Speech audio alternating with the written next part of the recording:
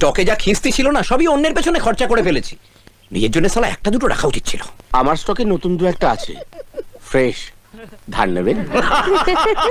আপনি এখনো জাননি? ছেলের বিয়ে দেখবো বলে রয়ে গেলাম। ছেলে? উনি আবিরের বাবা।